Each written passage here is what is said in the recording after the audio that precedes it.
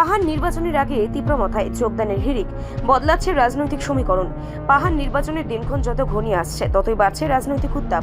বিভিন্ন রাজনৈতিক দল থেকে কর্মী সমর্থকদের দলবদলের প্রবণতা নতুন করে নির্বাচনে সমীকরণের চাপ সৃষ্টি করছে।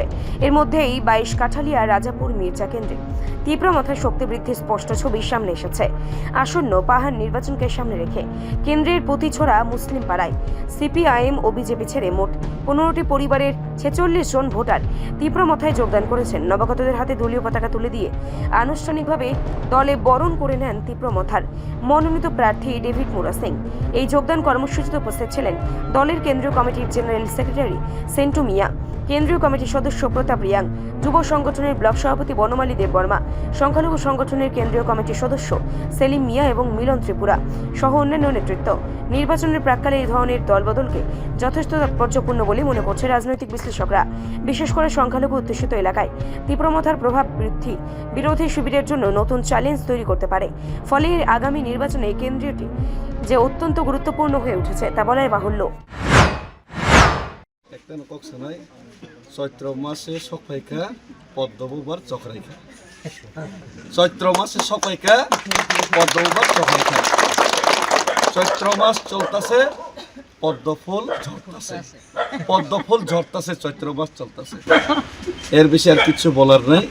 জনসভা দেখ খেলাইছেন, 600 বদলা 12,000। তো দূর টু দূর 5 জনের বদলা আমরা এই 500 জন নিয়ে দূর টু দূর করি। আর জনসভা আমরা ওনাদের 600 জনের রিপিটে আমরা 12,000 নিয়ে জনসভা করি। তো এছাড়া কিছু বলার নেই, কারণ গ্যাসের সিলিন্ডারের দাম 1200 টাকা হয়ে গেল, 300 টাকা করার কথা ছিল আজকে দিনই। পেট্রোল ডিজেলের দাম 10 টাকা 20 টাকা হওয়ার কথা ছিল আজকে দিনই। এখন বিরাট কোহলির থেকে স্পিডে সেঞ্চুরি মারছে। ডলারের দাম সেঞ্চুরির কাছাকাছি। আমার জনপ্রিয়তার থেকে আমি মনে করি মানুষের ভালোবাসাটা আছে, আমি কাজ করার চেষ্টা করছি, পাশে থাকার চেষ্টা করছি। কিন্তু আমার জনপ্রিয়তার থেকে বিজেপির উপর নফরত এটা আরও বেশি হয়, এটা আমি বুঝতে পারতেছি। কারণ ওই যে পেট্রোল ডিজেল 15 লাখ সবকা সাথ সবকা বিকাশ, এটার উল্টা হইতেছে। এটা তো মুসলিমরা, মুসলিমের ভোট তো বিজেপির লাগেই না। পয়সা মুসলিম ভোট মিয়া ভোট না লাগব কইছিল।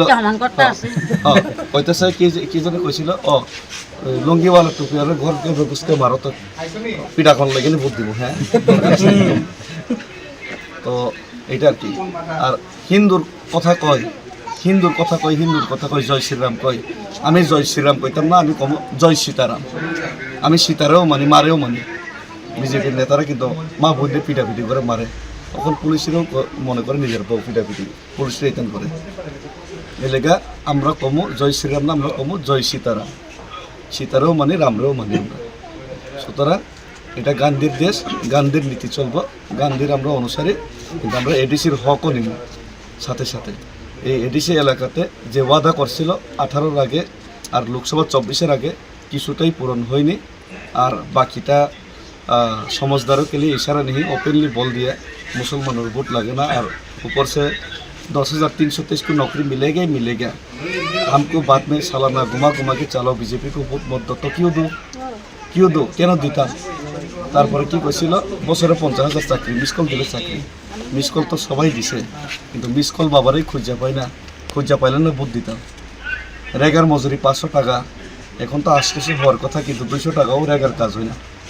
সুতরাং একটাই আমি কথা কইতে চাই, পিওর হীরা যেমন পাওয়া যায় এই ঝাড়খণ্ডের মধ্যে বা আফ্রিকার মধ্যে, পিওর জুমলা ভারতবর্ষের মধ্যে একটা জায়গাতেই পাইবেন, বিজেপির পার্টি অফিসে।